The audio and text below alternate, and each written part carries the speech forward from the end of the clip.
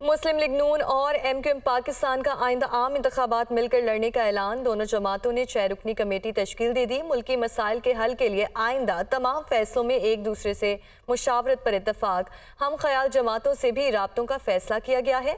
حسن رضا کی رپورٹ۔ مسلم لیگ نون اور M Q M Pakistan کا آئندہ عام انتخابات مل کر لڑنے کا اعلان۔ خالد مقبول صدیقی کی قیادت میں ایم کیو ایم پاکستان کے وفد کی لاہور آمد۔ وفد نے مسلم لیگ نون کے پارٹی سیکریٹریٹ ماڈل ٹاؤن میں لیگی قیادت سے ملاقات کی۔ ملکی مسائل کے حل کے لیے آئندہ تمام فیصلوں میں ایک دوسرے سے مشاورت پر اتفاق۔ ہم خیال جماعتوں سے بھی رابطوں کا فیصلہ کیا گیا۔ میڈیا سے گفتگو میں خواجہ سعد رفیق نے کہا، نون لیگ اور ایم کیو ایم کی قیادت نے 8 فروری کو ہونے والے الیکشن مل کر لڑنے کا اتفاق کیا ہے۔ آئندہ تمام فیصلے باہمی مشاورت سے کیے جائیں گے۔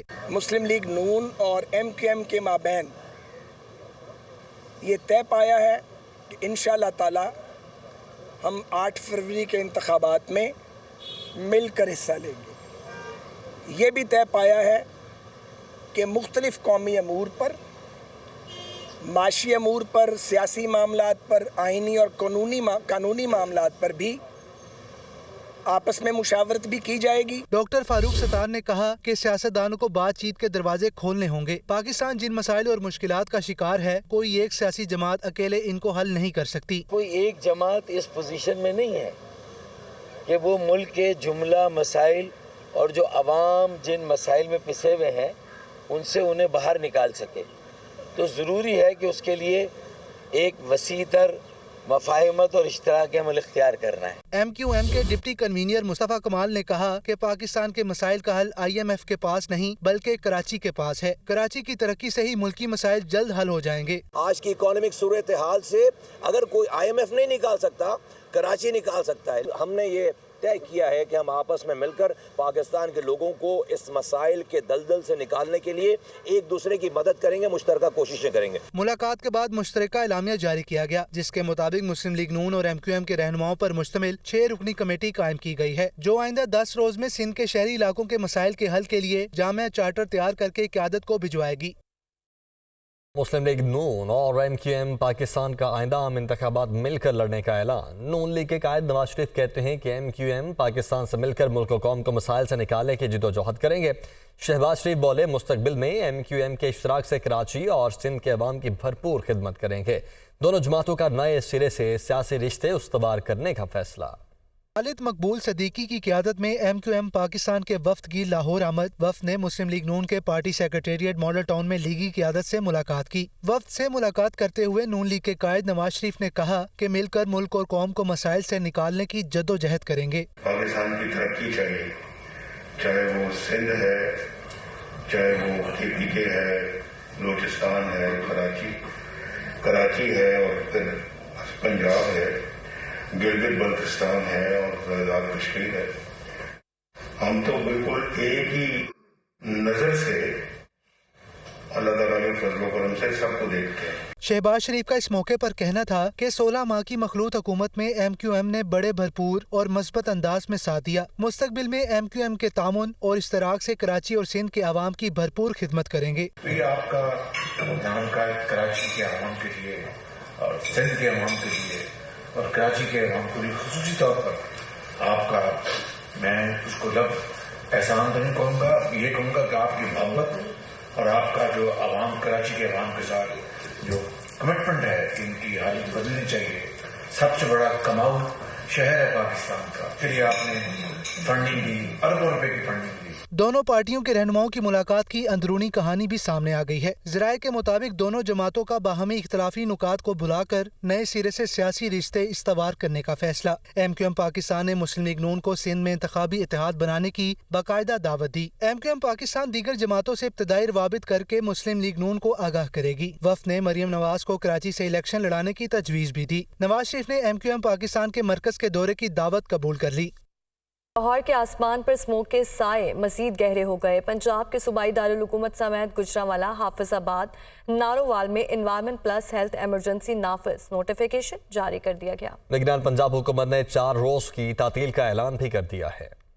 स्मोक बन गई रोग। लाहौरियों को मुसलसल स्मोक के अजाब का सामना। मुतअद्दिद मरतबा शहर का औसत एयर क्वालिटी इंडेक्स 400 की सतह से भी तजावज़ कर चुका है। इसमें जहां गाड़ियों, मोटरसाइकिलों, फैक्ट्रियों और भट्टों की चिमनियों से खारिज होने वाला धुआं सितम ढा रहा है, तो वहीं भारतीय पंजाब में फसल की बाकियात को लगाई जाने वाली आग से उठने वाला धुआं सूरत हाल को मजीद खराब कर रहा है। स्मोक की बिगड़ती हुई सूरत हाल पर निगरान पंजाब हुकूमत भी परेशान। निगरान पंजाब हुकूमत का 4 रोज की तातील का ऐलान। 9 से 12 नवंबर तक तमाम स्कूल, मार्केटें और सरकारी दफातर बंद रहेंगे। रेस्टोरेंट, सिनेमा घर भी बंद होंगे। बेकरियां, फार्मेसीज और शादी हाल खुले। निगरान वज़ीर आला पंजाब मोहसिन नकवी ने प्रेस कॉन्फ्रेंस करते हुए बताया कि लाहौर, गुजरांवाला, हाफसाबाद, नारोवाल में एनवायरनमेंट प्लस हेल्थ इमरजेंसी नाफिज कर दी गई है। मार्केट्स सैटरडे को बंद होंगी, संडे को वैसे बंद होती हैं, मार्केट सैटरडे को बंद होंगी। रेस्टोरेंट्स, सिनेमा घर और ये जितने हैं ये सब के सब फ्राइडे, सैटरडे, संडे तीनों दिन बंद होंगे। उसके बाद ट्रैफिक और 144 लगा रहे हैं ताकि मिनिमम वहाँ पे हम लोगों को सॉर्ट ऑफ, और ये सिर्फ लाहौर डिवीजन के लिए है, प्लस गुजरांवाला है और कौन सा शहर और ये तो सर और वजीराबाद के लिए। इधर लाहौर हाई कोर्ट ने स्मोक तदारक केस में मुख्तलिफ महकमों की कारकर्दगी रिपोर्ट 10 नवंबर तक तलब कर ली। अदालत ने ममनुआ ईंधन बनाने वाली फैक्ट्रियों के खिलाफ ऑपरेशन का भी हुक्म दिया। गजा में इस्राएली फौज की वहशियाना कार्रवाइयां जारी हैं। 24 घंटों में मजीद 306 फलस्तीनियों को शहीद कर दिया गया। इस्राएली बमबारी से गजा में 56 मसाजिद, 122 स्कूल और हजारों रिहायशी इमारत तबाह। मजमूई तौर पर शहीद होने वाले फलस्तीनियों की तादाद 10,328 हो गई। शहीदों में 2,719 खवातीन और 4,237 बच्चे भी शामिल हैं। फौज गजा के निहत्ते फलस्तीनियों पर मजालिम ढाने में मसरूफ। गजा में बम्बों की बारिश कर दी गई। खान यूनिस, अल कुद्स और कमाल अदवान अस्पतालों के करीब भी बमबारी से तबाही। दर्जनों फलस्तीनी शहीद, सैकड़ों जख्मी हो गए। फोर्सेस की बमबारी से गजा की 50% इमारतें तबाह हो चुकी। 19% मकानात रिहाइश के काबिल न रहे। पनाह गुज़ीन कैंप भी गैर महफूज। 122 स्कूल, 56 मसाजिद और 3 गिरजा घर भी तबाह कर डाले। गजा के 50% अस्पताल और 62% तिबी मराकज भी बमबारी या ईंधन खत्म होने की वजह से बंद हो चुके हैं। दूसरी जानिब रिपोर्ट्स के मुताबिक इसराइल ने गजा में दहशतगर्दी के तमाम रिकॉर्ड तोड़ डाले और अब तक गजा पर दूसरी आलमी जंग के 2 एटम बमों से भी ज्यादा बारूद गिरा चुकी है। पाकिस्तान आर्मी की जानिब से मजलूम फलस्तीनी अवाम के लिए इमदाद की दूसरी खेप रवाना कर दी गई। इमदादी सामान इस्लामाबाद से बरास्ता मिस्र रवाना किया गया है। ये रिपोर्ट।